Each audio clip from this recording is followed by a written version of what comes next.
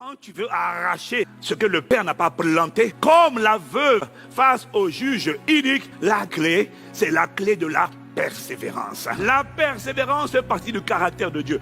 Quand on parle de persévérance, on parle de patience, ou encore on parle d'endurance, ou encore on parle de constance, ou encore on parle de résilience. Ne lâche pas, ne cède pas, va jusqu'au bout. Tant que l'enfant n'a pas été enfanté, l'enfant appelé prophétie, l'enfant appelé promesse, tu n'as pas le droit de lâcher. Persévère. Le diable ne cède pas en une fois, persévère. Mais le fruit de l'esprit, c'est l'amour, c'est la joie, c'est la paix, c'est la patience. Quand on parle de persévérance, on parle aussi de patience. Le mot grec, c'est makrotomia. C'est la même racine que le mot marathon. Avec Dieu, tu n'es pas engagé dans un 100 mètres, mon frère. On est engagé dans un marathon. Voilà pourquoi c'est pas la peine de commencer en fanfare. Au nom de Jésus, au nom de Jésus. Mais il y en a, ils mettent toutes les forces. Et puis, dès que le diable résiste, il a bougé. Mais tant qu'il est encore en place, ils sont découragés. Non. Tu ne te décourageras plus, tu lâches pas, tu continues de donner des coups, tu continues de persévérer. Nous, on veut voir ce qui nous est promis sans la persévérance. Ça ne peut pas, bien aimé. La persévérance est un carrefour auquel personne dans la vie ne va échapper. S'il veut voir la manifestation de quelque chose que Dieu a dit, il va devoir apprendre l'art de la persévérance. Tu vas persévérer au nom de Jésus. Le Seigneur va te donner la capacité de persévérer. Parce que ça fait partie de son caractère. La joie, c'est son caractère. L'amour est son caractère. La paix est son caractère. Mais la patience également est son caractère. Et cette patience sera trouvée en toi et en moi au nom de Jésus. Tout le monde sait persévérer. Depuis les jeunes jusqu'à la vieillesse. Toi qui es connecté au seul envoi, tu sais c'est quoi persévérer. Parce que tu l'as prouvé et tu l'as démontré déjà. Tu as idée du nombre de fois où tu en as eu assez des études, tu as juste eu envie de lâcher prise, mais au final, tu t'es auto-motivé toi-même, ou on t'a motivé, et tu as décidé de reprendre les études, ou tu as décidé de continuer là où tu t'étais arrêté, et puis tu as décidé d'aller jusqu'au bout, au moins jusqu'à l'obtention d'un diplôme. Tu ne t'es pas arrêté au BEP. Pourquoi? Parce que tu as persévéré, même quand tu n'avais pas envie. Tu as persévéré. Tu as déjà montré ta persévérance en persévérant dans la recherche du travail. Tu ne t'es pas dit, comme il n'y a pas de boulot, je reste chez moi. Non, c'est pas vrai. Tu as persévéré. Tu as envoyé un CV, 2, 3, 30, 40, 50. Pourquoi 100 même. C'est l'art de la persévérance. Oh, et si on parlait de ce permis de conduire, hein? Tu sais c'est quoi la persévérance? Tu l'as raté une fois, tu l'as raté 2 fois. Ça t'a pas dissuadé de continuer de le passer. Il y en a qui l'ont raté 3 fois, il y en a qui l'ont raté 4 fois. Même quand ça t'a abattu d'ailleurs, même quand ça t'a fâché. Tu sais c'est quoi persévérer? Parce que tu vas te réinscrire encore. Hein? Madame, vous c'est combien de fois maintenant? 4. Vous vous inscrivez encore? Oui. Pourquoi tu ne lâches pas? Parce que tu dois conduire, tu dois être autonome, tu ne peux pas rester dépendant. Donc, tu connais l'art de la persévérance. Mais lorsqu'il s'agit de persévérer pour voir la parole de Dieu s'accomplir, c'est là que bizarrement, la plupart des gens qui ont appris dans la vie l'art de la persévérance, c'est comme s'ils ont oublié. La plupart se relâchent, la plupart se laissent aller au découragement, disent bon si c'est comme ça, je laisse tomber, j'en ai marre. Tu n'as pas fait ça pour le travail, tu n'as pas fait ça pour le permis, tu n'as pas fait ça pour les études. Avec Dieu, tu fais ça. C'est comme si tout le monde avec Dieu devient un petit enfant grincheux, capricieux, alors que pour le reste, tu n'as pas lâché. La persévérance n'est pas une affaire de sentiment. C'est pas parce que je suis déçu que je lâche. Non, parce que l'école et le permis et le travail et les CV, tu étais aussi fatigué et déçu. Pour autant, tu n'as pas abandonné. L'émotion ne t'a pas fait céder. Dieu m'a dit de te dire, c'est la preuve que ça n'a rien à voir avec tes émotions. C'est parce que tu as décidé de ne pas continuer. C'est un choix. La persévérance est une résolution, est une décision. Persévérer, patienter n'est pas agréable, mais il n'y a pas de raccourci. Qui veut voir la manifestation du déracinement de tout ce que le Père n'a pas planté, tu vas devoir persévérer. Dans le milieu médical, lorsque les médecins ont fait une opération chirurgicale, après, quand le médecin sort de la salle de chirurgie, quand les proches, les parents voient le médecin n'a pas d'autre réponse. Il dit, on a fait ce qu'on avait à faire. Maintenant, il n'y a plus qu'à patienter. Il n'y a pas de raccourci, il n'y a pas de substitut, de remplaçant à la persévérance. C'est la même chose. Quand on a crié à Dieu et que Dieu a parlé, il n'y a pas d'autre substitut que la patience ou la persévérance. Persévérer, patienter n'est pas une option. Parce que si tu cesses de persévérer, tu vas perdre tout le bénéfice de tous les progrès que tu avais déjà accomplis. C'est comme quand tu quittes la queue, tu étais en train de faire la queue et plus le temps passe, plus tu te rapproches de ton but. Quand tu sors de la queue, tu arrêtes de faire la queue. Si tu arrêtes ça, tu as perdu ta place. Quand tu vas revenir, tu vas repartir encore au fond. Tu auras perdu le progrès, tu auras perdu le chemin où tu avais avancé parce que même si ça ne s'est pas encore manifesté, spirituellement, l'accomplissement s'est rapproché. Il y a eu un cheminement. Tu n'es pas à ton point de départ. Quand tu es spirituellement enceinte, la taille du fœtus d'une semaine n'est pas la même taille que le fœtus de 6 mois. 6 mois, ce n'est pas 9 mois, mais 6 mois, ce n'est pas une semaine. Ça veut dire quoi? Même si tu n'as pas encore vu la manifestation de ce que Dieu a dit, l'état de la promesse, l'état de la prophétie n'est pas le même que le jour où tu as cru. Tant que tu es resté persévérant et endurant, la taille du miracle, la taille de la faveur, la taille du témoignage a commencé à prendre forme. Au début, c'était une semence, il y a eu conception. Et puis après, le bébé spirituel, appelé miracle, appelé témoignage, a commencé à grossir. C'est pas parce que tu ne vois rien qu'il n'y a rien. Il y a quelque chose. Le poids a augmenté. La parole dans laquelle tu as cru est en chemin. Donc, ce n'est pas encore arrivé à maturation. C'est pour ça que ce n'est pas encore sorti. Mais si tu lâches, tu fais un avortement de quelque chose qui était à 5 mois, 6 mois, 7 mois, et tu oublies que chaque jour qui passe, la persévérance te rapproche davantage du jour de la manifestation. Je ne sais pas c'est quand la date que Dieu a prévue, mais je te supplie, tu n'as pas souffert les douleurs de l'enfantement, tu n'as pas souffert les inconforts, tu n'as pas souffert les nausées, tu n'as pas souffert le brisement pour rien. Tu ne peux pas décider d'abandonner. Tu dois garder le bébé, garder la grossesse, garder, continuer d'endurer, continuer. Tu as fait un trop long chemin pour abandonner aujourd'hui. Tu as commencé à croire pour le mariage, croire pour le travail, croire pour la faveur, croire pour la guérison. Ne t'arrête pas. Il y a quelque chose dans la matrice spirituelle qui est en train d'être perfectionné. Tu as enduré déjà 5 ans de célibat. Pourquoi tu vas aller dans l'impudicité aujourd'hui? Pourquoi tu vas aller dans l'adultère? Tiens bon! Nous tous, ça fait longtemps qu'on attend quelque chose. Mais ceux qui verront le bout, ce sont ceux qui auront persévéré. La foi a besoin d'être associée à la persévérance. La question alors, c'est comment on fait pour persévérer, pour patienter, sans craquer, sans s'énerver, sans abandonner? Pendant qu'on est en train de s'attendre à Dieu, il nous dit que tu dois associer la louange, la célébration, les actions de grâce à la persévérance. Il nous donne 3 catégories, 3 outils à utiliser. Vous entretenant par des psaumes, par des hymnes et des cantiques spirituels, chantant et psalmodiant ou encore célébrant le Seigneur de tout votre cœur, rendant toujours grâce pour toutes choses au nom de notre Seigneur Jésus-Christ, Dieu le Père. Ce qui te dit, c'est que vous devez avoir recours à 3 panoplies. 1. Les psaumes, les hymnes et les cantiques spirituels. Et avec les psaumes, les hymnes et les cantiques spirituels, utilisez ça maintenant pour chanter, célébrer Dieu et rendre continuellement grâce. Les psaumes, c'est jouer de la musique. C'est ça les psaumes.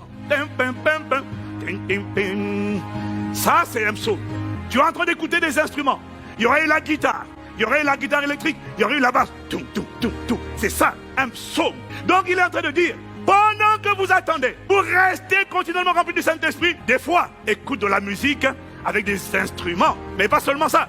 Ajoute à cela les hymnes. Ce sont des chants qui sont chantés par l'intelligence. Maintenant, toute louange à notre Dieu. Ça, c'est un hymne. L'hymne, c'est la parole chantée. Le psaume, c'est la chanson jouée. L'hymne et les psaumes, ce sont les 2 combinés.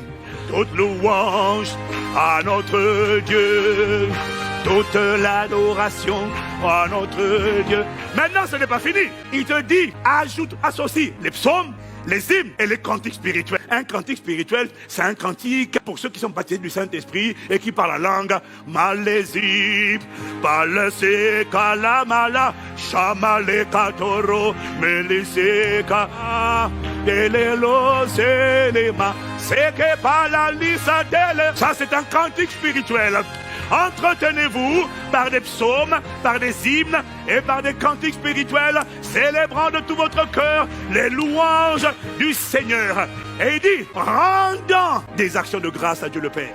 Donc il dit, utilisez les hymnes, les psaumes et les cantiques spirituels. 1. Pour louer Dieu, proclamer Dieu. 2. Célébrer son nom, célébrer sa grandeur, célébrer qui il est, célébrer ses attributs, célébrer sa fidélité, célébrer ses bienfaits. Et 3. Rendant grâce au Père pour qui il est, pour ce qu'il a fait, pour ce qu'il a dit, pour sa main étendue. Mais attention, faites-le en musique, en instrument et en voix, pas seulement en parole. Vous n'êtes pas obligé de combiner tout ensemble. Mais parfois, ça peut être uniquement des instruments. Parfois, ça peut être uniquement le chant. Parfois, ça peut être en langue.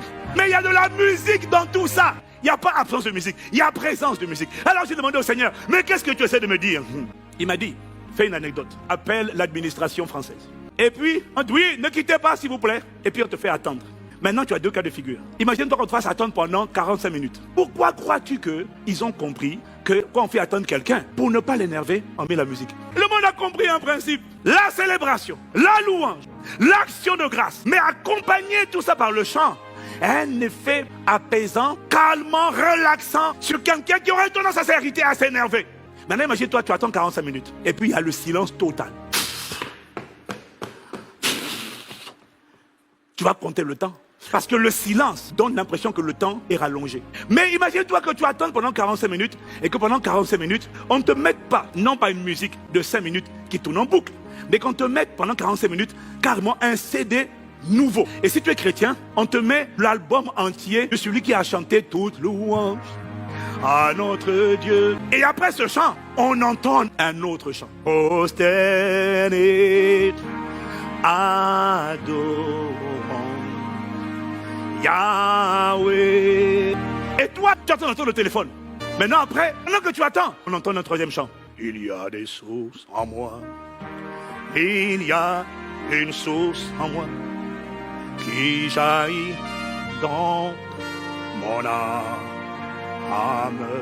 Il m'a dit, à la fin de 45 minutes, tu n'auras pas fait attention au fait que tu es en train d'attendre. Ton accent, ton focus est sur les paroles que tu es en train d'écouter pendant ces 45 minutes. Les paroles qui sortent sont comme un baume, sont comme un calmant. Elles restaurent ton âme, elles consolent ton âme. Tu ne fais même plus attention au fait que tu attendais. Tu fais attention aux paroles que tu es en train d'entendre. À la fin des 45 minutes, quand l'opérateur va décrocher, tu vas dire, madame, vous avez gâté l'atmosphère. Et tu n'auras pas vu le temps passer. Pendant qu'on persévère, pendant qu'on patiente, surtout ne reste jamais dans le silence. Rends grâce à Dieu pour qui il est. Chante-le. Ne dis pas seulement, je te rends grâce. Non. Et ton but quand tu attends, c'est de ne pas perdre ta place et repartir en arrière. Et il te suffit d'être infecté par la colère, infecté par le dégoût, infecté par la déception pour repartir en arrière. Comment tu fais pour attendre sans t'énerver? Il m'a dit, baigne dans l'atmosphère, baigne dans la gratitude, baigne dans la louange, baigne dans la célébration. Oh, contemple-le, dis-lui merci pour qui il est. Souviens-toi de ses bienfaits, remercie-le pour l'œuvre achevée de la croix, célèbre-le pour le sang versé. Fais une sélection et fais une compilation, 1 heure, 2 heures, 3 heures d'adoration dans sa présence. Tant que la grossesse n'est pas sortie, nous tous, nous serons tentés par l'agacement, l'impatience. Plus le temps passe, plus une voix va te dire, alors, et cette grossesse spirituelle, et cette promesse que tu attends, ne lui réponds pas, mets le volume. Crée l'atmosphère. Tu sais ce que je fais moi? Quand je sens l'aigreur, la déception veut rentrer, l'agacement veut rentrer, je commence à tout de suite élever la voix. Et puis je choisis mes mots, Dieu parfait, Dieu excellent. Je dis les mots que ma chair n'a pas envie que je dise. Dieu tout-puissant, Dieu de l'impossible. Je suis à la bonne adresse. Jamais tu n'as commis d'erreur. Jésus a tout accompli. Et tu es irréprochable. Je n'ai rien à te reprocher. Tu es parfait dans toutes tes œuvres. Et tes œuvres sont merveilleuses. Et mon âme le reconnaît bien. Avant de dire ça là, ton gars était furieux. En fait, c'est pas rentré. Mais ça voulait rentrer. Mais dès que j'ai dit ça, j'ai repoussé l'assaut de l'esprit d'aigreur, de frustration, de colère, d'amertume. Et j'ai répandu un parfum qui éloigne le diable, qui éloigne les forteresses. Ça s'appelle le parfum de la présence de Dieu, la bonne odeur de Christ. Et la capacité de continuer d'avancer, pas de dos bossu, mais dans la joie. La joie du Seigneur est ma force. La joie du Seigneur est ma force. Et cette joie soit ta force. Au nom de Jésus-Christ. Dès que la tristesse, dès que la mélancolie, dès que le rejet frappe à la porte de ton cœur, ne te tais pas. Invente ta chanson. Ça, c'est le remède pour attendre sans se vexer. Tu ne le fais pas parce que tu as envie de le faire et que tu es content aujourd'hui, non. Tu le fais parce que tu dois enfanter le contentement et la joie. Là où la joie n'a pas été annoncée à tes 5 sens, tu l'as fait sortir de ton esprit, elle remplit ton âme et c'est la joie du Seigneur qui devient ta force. Même si c'est vrai que cette atmosphère attire la présence de Dieu. Tu ne fais pas ça pour hâter la manifestation. Parce que 9 mois, c'est 9 mois. Quand tu es à 6 mois, c'est pas parce que tu vas dire je rends grâce que 6 mois va égaler 9 mois. Tu fais ça parce que tu dois garder la grossesse et ne pas l'avorter. Et même si, au bout de 9 mois là, je ne sais pas ce qui m'attend, c'est pas ça qui compte. Ce qui compte, c'est que tous les jours de ma vie, je m'assure de marcher dans la paix, de marcher dans la joie. Tu fais pas ça pour que Dieu manifeste plus vite. Tu fais ça pour que toute ton âme soit apaisée par un adoucissant, un apaisant. Pas de place pour autre chose que le fruit de l'esprit. chante, chante, chante. Allez, chante Alléluia à notre roi. Allez, allez, Alléluia à notre... Toute louange à notre... Comment tu patientes sans t'énerver? Abondez en action de grâce. Entretenez-vous. Ne vous enivrez pas du vin, c'est de la débauche. Soyez plutôt remplis du Saint-Esprit. Entretenez-vous par des psaumes, par des hymnes, par des cantiques spirituels, chantant et célébrant de tout votre cœur les louanges du Seigneur. Rendons continuellement grâce à Dieu le Père, au nom du Seigneur Jésus.